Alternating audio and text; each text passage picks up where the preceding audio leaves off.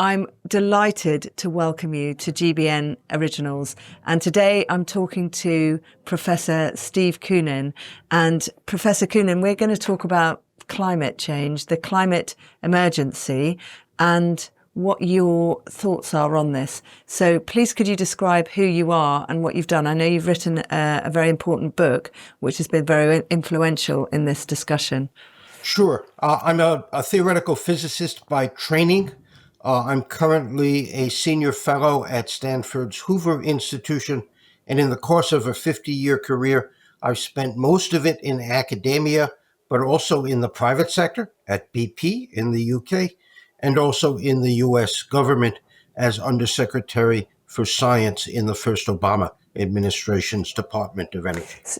And I have spoken out about climate change and energy.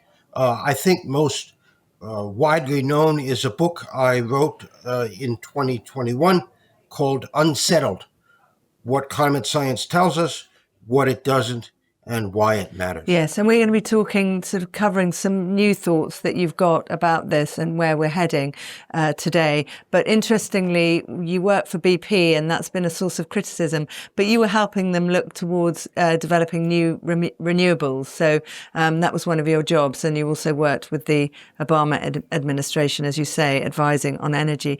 So I want to first start with you on these sort of apocalyptic warnings of climate catastrophe.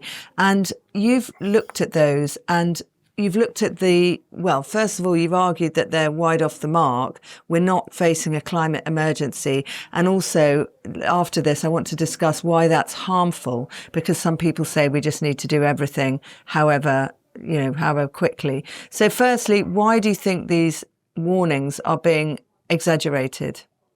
Well, it is nonsense to talk about a climate emergency or existential threat. If you look at the data, if you look at the research literature, and even if you look at the UN IPCC reports themselves, there is no hint of emergency at all. Yes, human influences are exerting a warming trend on the globe, but it is nothing that we've not seen before and nothing that society as a whole has managed. The notion of an emergency is entirely a political construct meant to motivate people to take urgent climate action, as they call it. And even that, as I hope we'll get into, is something of a fantasy. I had a look actually just on the way in today on Google and asked if the Intergovernmental Panel on Climate Change, the IPCC, thought we were in a climate emergency, and it was quite a definite yes. The bot kind of replied, yes, the IPCC, this panel, has decided that we are in an emergency and we're at red hot, we're at an inflection point, and we need to do something to bring those temperatures down. Now, you've read those reports and know very many people who are involved in that. Why do you think that that is wrong? Well, you have to distinguish in the reports from the summary, which is a political document, line by line approved by governments, versus what's in the back of the report, so to speak, the actual scientific assessment of the literature and the data. And when you read the report itself, as opposed to the summaries or even what the politicians and media say, there's a tremendous disconnect. And I was able to write a whole book about that disconnect, simply quoting from different parts of the report and showing how the alleged threat has been grossly exaggerated. Who writes? I've read the summary documents, and I'm afraid I haven't read the reports themselves, I think, like most people. So who writes those summary documents, and why do they write them with a exaggerated threat? Well, again, the summary documents are written first by the scientists, but then modified and approved line by line by government representatives. The process is laid out manifestly for people to see, although most people rarely dig into those details. Well, as to why the governments want to induce the fear of a crisis, I love to quote this line from H.L. Mencken, who was a very perceptive and acerbic U.S. journalist in the early 20th century. And he said at one point, the purpose of practical politics is to keep the electorate alarmed by a series of mostly imaginary hobgoblins so that they will be clamoring to be led to safety. So yes, we've faced many crises over the years, haven't we, with acid rain, hole in the ozone layer, and nuclear threat. And you're saying that these threats keep everyone, this sort of scare the top populace. But who controls the hobgoblins? That's a question. Who's Well, I'm sad to say the media play a large role in this. Clicks and eyeballs are very important to the media, and the discussion of an alleged imminent threat is much more conducive to people having a look than simply saying the climate's in pretty good shape and it's not going to change over the next many decades anyway, which is closer to the truth. Let's step in. Yeah, sorry. Well, I was going to say another element are the scientists. At one level, it's grants and money. At another level, it's a pretty heady feeling to be thinking that you're saving the planet. And those induce the scientists to make exaggerated claims in the media. Though many would argue that the grants and money, there's a lot more of that in fossil fuels, and there's a lot of pushback. So there's both ways you can look at that. Well, I think if you look at the actual statistics, the money devoted to research in academia in fossil fuels is pretty small compared to the money that goes into all of the NGOs. Yeah, so it was the shift, wasn't it? So why did we shift away from pouring money into fossil fuels, investment in there, into shifting towards renewable? Whose vested interest was that in? But that's a complicated one, yeah. It is. Although governments, again, love to be doing something new. And if you can stimulate a new industry to the point where it stands on its own, that's great. Unfortunately, the renewable energy industry is far from the point where it can stand on its own. Yes, and I want to really talk about that with you, particularly with a view to the UK. And I know you're aware of Ed Miliband's drive towards net zero by 2050. So we'll step into that in a moment. But firstly, I just wanted to talk about some of the harms that this apocalyptic language was doing. So firstly, on children, there's been various reports, and there is a great deal of eco-anxiety among youngsters in schools.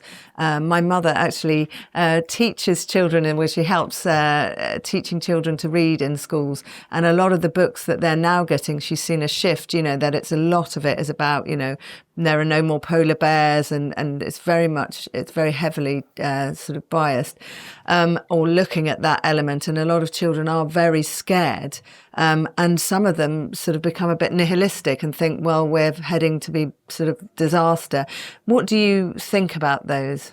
I think that, it is pernicious to be doing that. It's harmful on several levels. We are robbing children of their future in many ways. What we should be teaching is how resilient society is.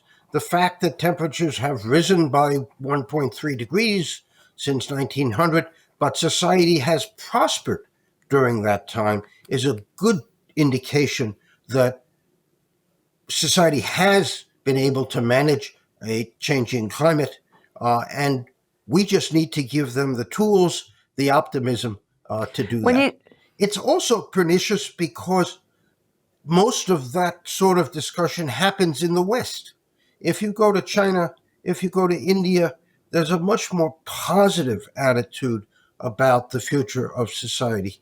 And in a situation where we're competing globally, we're shooting ourselves in the foot, both in Europe and in the US. So I'd like to talk to you about shooting ourselves in the foot. But when you say we're robbing children of their futures, what do you mean? Why?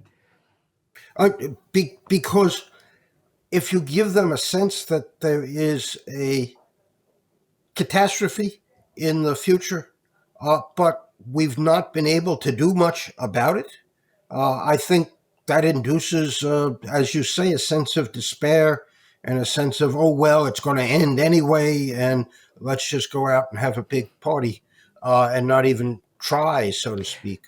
I think that is a very pessimistic and incorrect, destructive view of the next several So, decades. in your book, you talk about the other influences on climate change. So, you've mentioned in this podcast that humans are contributing to the global effect, but there's water vapor, sunspots, the tilt of the earth, many other factors that do.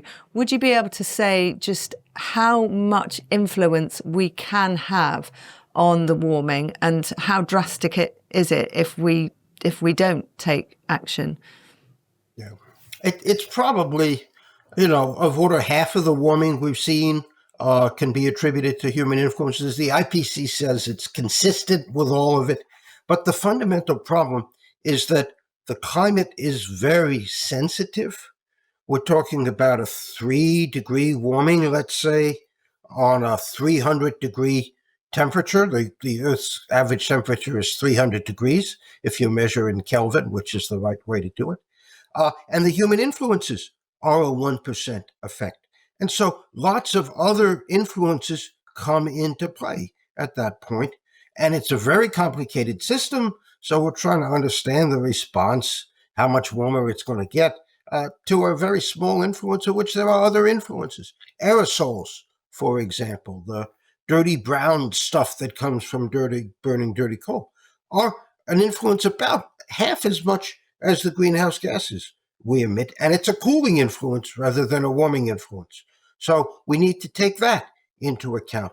Changes in land use when we deforest parts of the earth, that changes the reflectivity. In short, it's a complicated, sensitive, noisy system for which we have incomplete data.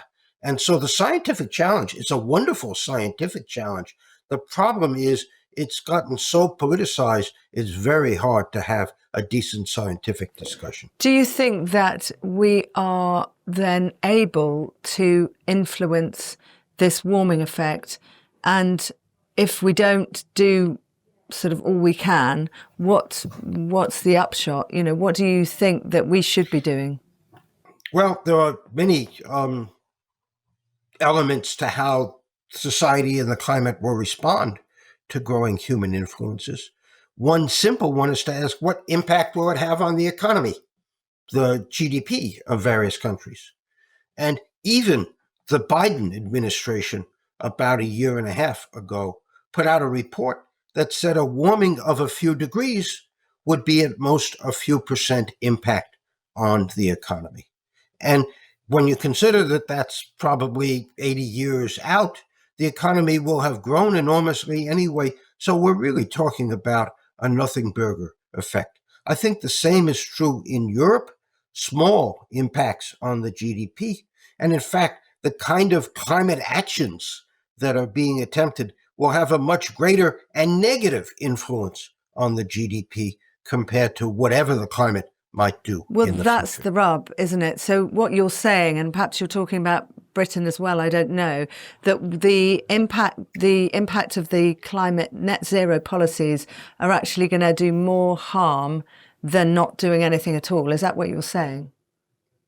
Yes, exactly. And I think the political system in the US and certainly also in the UK, as I read the political dialogue, is gradually coming around to that realization.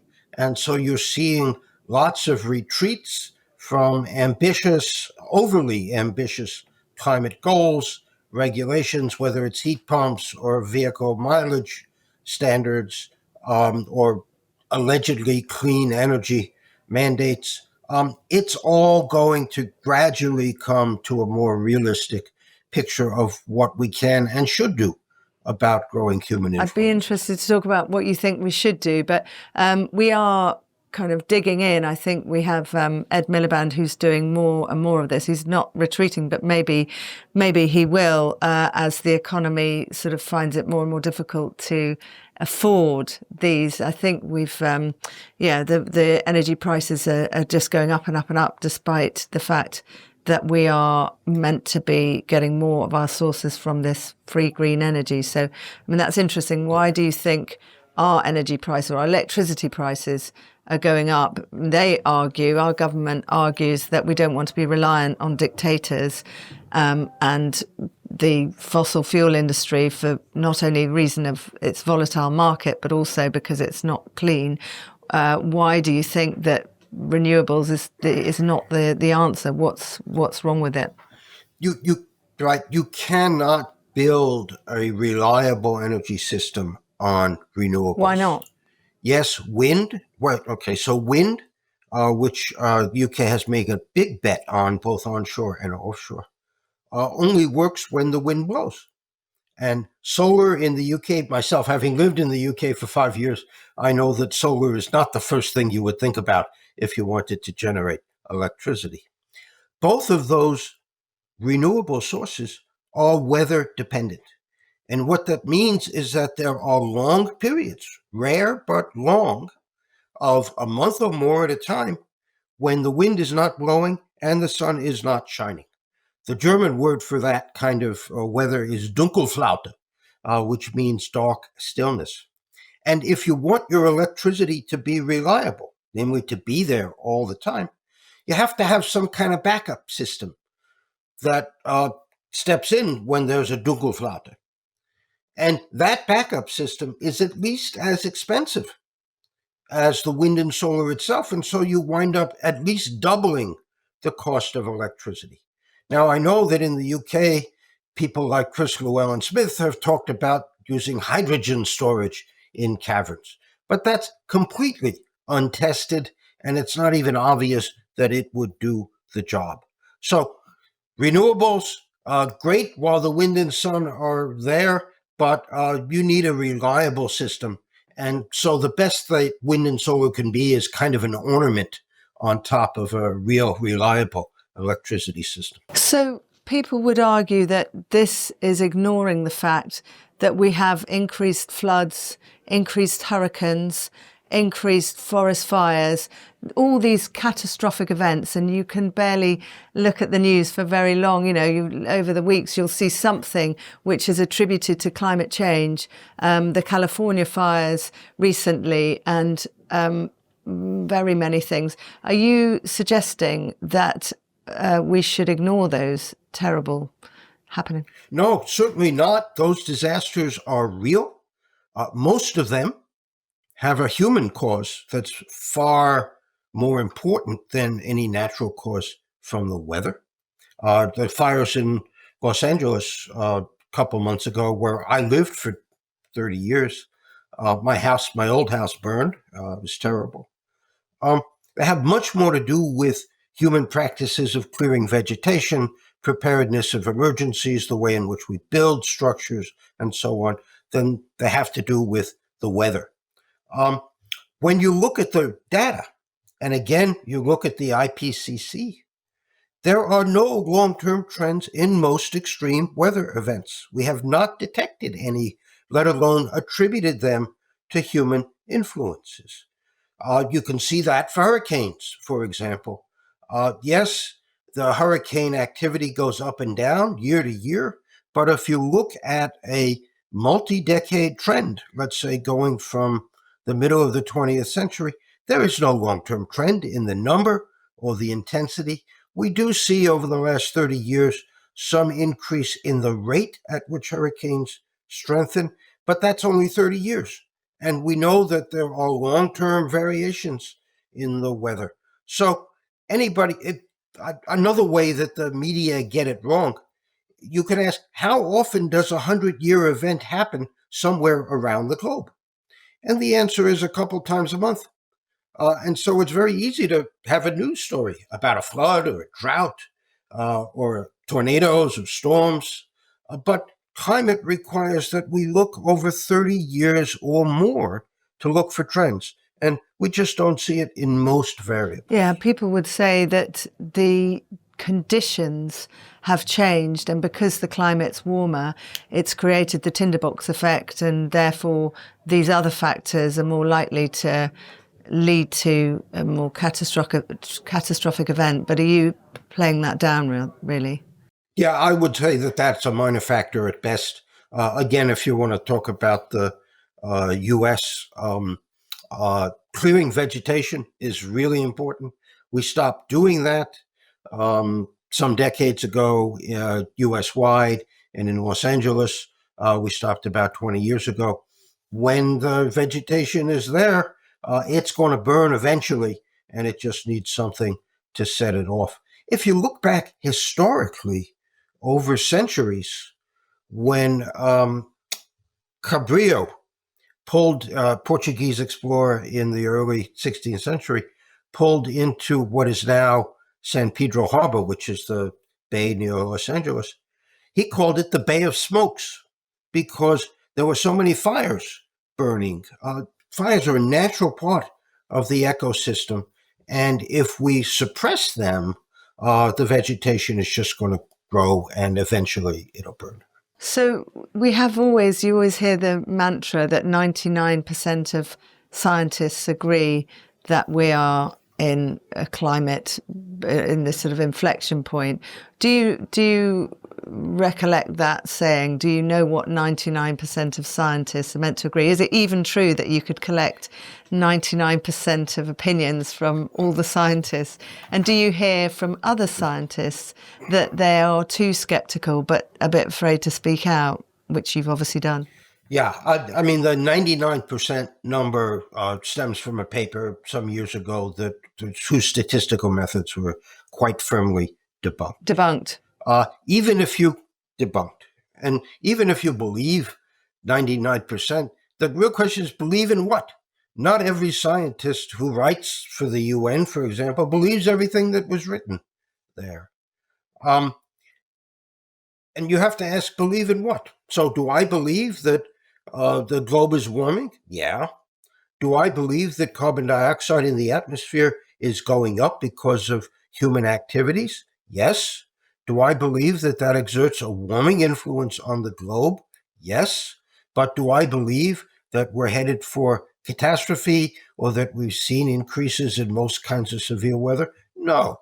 And most scientists, again, when they look at the data, would agree with that. Projections of future catastrophe rely on complicated computer models that even the experts say are entirely unfit for purpose. Why do they rely on models, and is that something that you have a problem with? Oh, yes. Well, I grew up doing computer models of complicated systems, so I don't have a problem with the method in principle. But the computer models rely on assumptions. They have knobs that you can twiddle and have to twiddle in order to get them to reproduce the past. And the problem of modeling future climates is a grand scientific challenge that we have not yet met. And again, that's not me talking only, but in fact, the modelers themselves, you can read it in their literature. That's something that gets suppressed in the news coverage or the political dialogue. So you don't dispute the contents of the 4,000 pages of the last IPCC report. What you do take issue with is the summary documents, which are politicized. Is that what you're saying? Yeah. And some of the summary statements, when you write a report like that, the adjectives and adverbs matter a lot. You could say it's very certain, or you could say it's highly uncertain. And the wording matters. But by and large, I think the reports themselves do a pretty good job. It's when things start to get summarized that you lose all of the nuance and caveats. Do they say we have a climate emergency in those reports? No, certainly not. When you look at the economic impact sections, it's a few percent for a few degrees. And does it predict any other apocalyptic effects? Is there any apocalyptic warnings in those reports? No, but there are apocalyptic implications, because if you restrict the use of fossil fuels, particularly for the 6 billion people who don't have enough energy on the planet, then you have induced a catastrophe for those folks. And in this country, we have more, you would maybe argue we would be inflicting higher prices and potentially blackouts on our people. So that's I mean, poverty is also deadly, presumably. Yes, and fuel poverty is a serious issue in the UK. I know that. It's also an issue here in the US, but not quite as dire. And I think the people who are advocating rapid decarbonization need to address the issue of how are you going to get adequate energy, not only for the 6 billion of the global poor, but also the poor folks in the UK. You never hear them say that, except we'll shovel more money from the government at them. And of course, the government is not in great financial shape. No. So another big contentious area is this Greenland ice that we've hear many times that this has been shrinking in recent decades. But you've also said that it's grown in recent decades in some areas. Is that correct? Well, not that it's grown, but that it's been shrinking less. Right. When you look from, let's say, 1990 to 2010, the amount of ice that the ice sheet lost each year grew dramatically, from essentially zero up to some large number. But then since 2010, it's been going down again, and it's losing less and less ice Why? each year. And as near as we can tell, if we go back to the historical records, in 1930, it was losing as much ice as has been in the recent decades.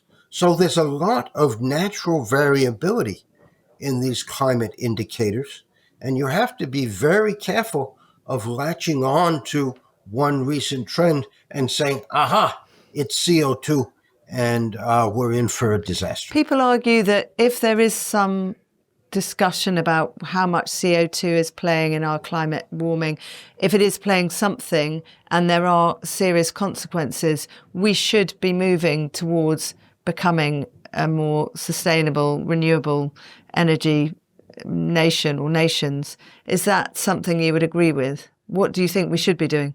I think on the very longer term, I think that's right. What do you mean by very longer term? There are a couple centuries. There are important considerations that speak against a very rapid decarbonization.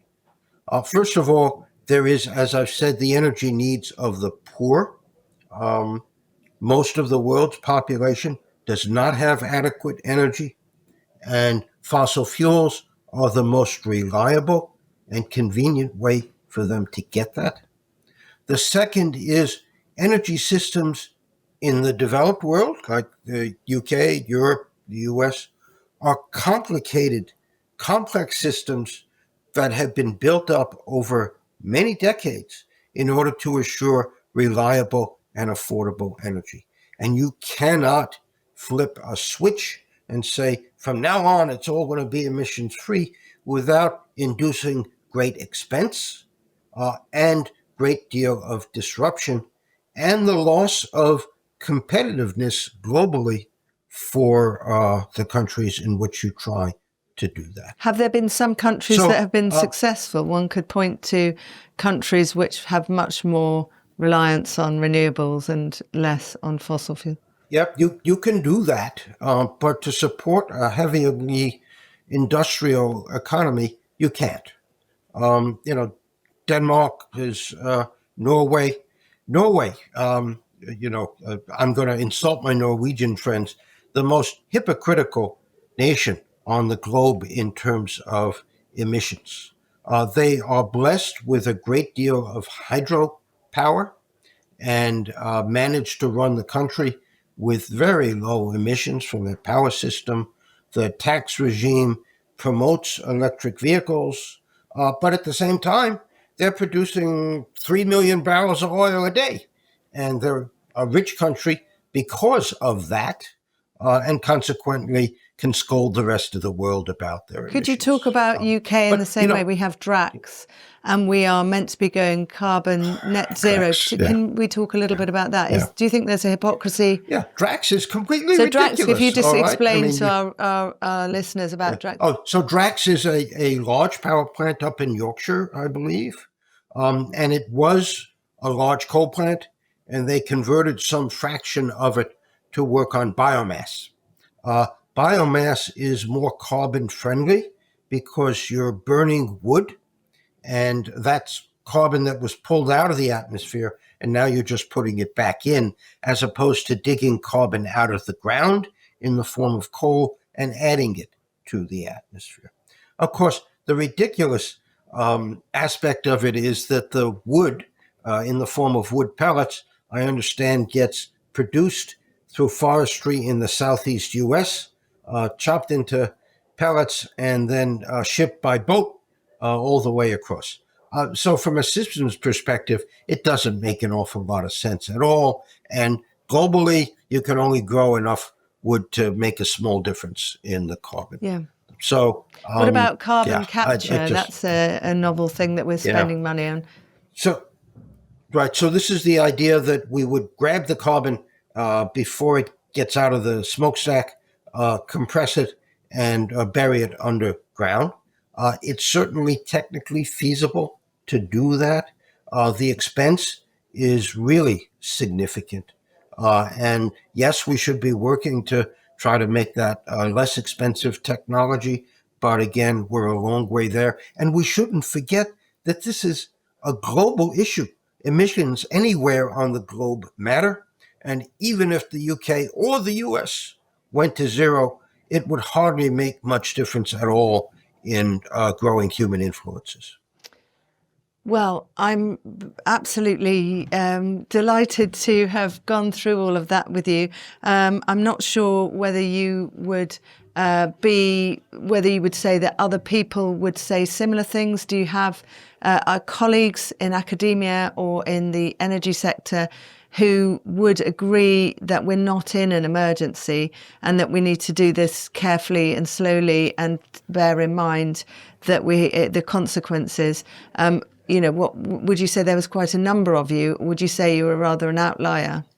I think if you go into private discussions, most scientists would agree with me or have a hard time disagreeing, since I'm quoting from the official reports or the data. In public, it's very difficult to get a substantial exchange of different views. Why? Because it has been taboo to even raise minor questions about the alleged consensus. But I think that's changing. The political scene in the UK and in the US is changing. And I think we're getting closer to a realistic discussion of the changing climate and what we might plausibly be able to do about it, if anything. President Trump asked you to set up a presidential committee on climate security, the National Security Council, to take an adversarial view of the scientific consensus, and it never went ahead. Do you think we sort of need a red team to approach to look at this again in the UK and elsewhere? Yeah. So that was in the first Trump administration, and I think it was around 2018 or 2019. Red teams or adversarial discussions are intrinsic to science. That's how science advances, by serious questioning, challenging among peers of data, conclusions, and so on. So it's nothing unusual in science. What is unusual would be to have that kind of exercise for climate science. We just don't have it, and the errors and bias in the official statements or summary statements are evidence that the process has been deficient. So I hope that we will be able to get to some kind of meaningful scientific discussion, adversarial, certainly, because science is adversarial, about these matters, both in the UK and in the US. And I would say, the Royal Society is deficient in not running that kind of exercise, either for the climate itself or for the proposed steps in the energy system to get to climate neutrality. I know that you have a climate committee in Parliament, and they put out these ridiculous goals, and then the technical people who understand the system come back and say these goals are just not going to be reached. But those voices are not very prominent, and I think they should be much more prominent. It kind of has echoes of the COVID period and the lockdowns. And if you said, well, I don't think we should be locking down, or I think children should be going to school, or any criticisms, you were potentially called a COVID denier or criticised, and you couldn't speak out. And here it's the same thing. And I mean, you wouldn't say you're a climate denier, would you? No, tell me what I'm denying. I'm just quoting from the official reports or the official data and showing non-experts what the science really says and what the possibilities are for an energy transition or not, just how difficult that is going to be. So science is about debate. It's about discussion.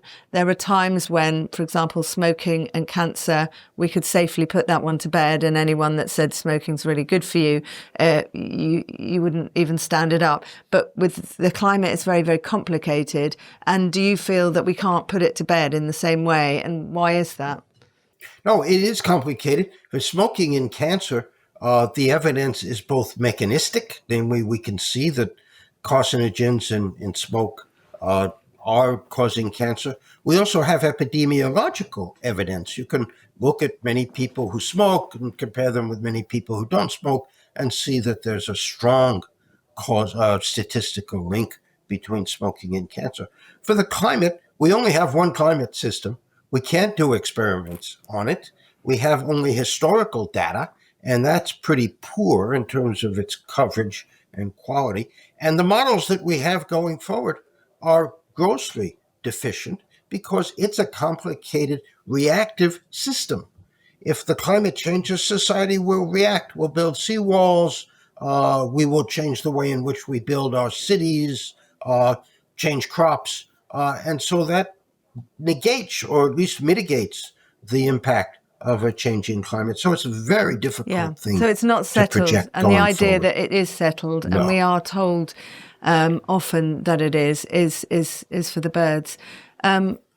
If we carry on with our net zero by 2050, and I think we've got other measures by 2030, what will be the consequences?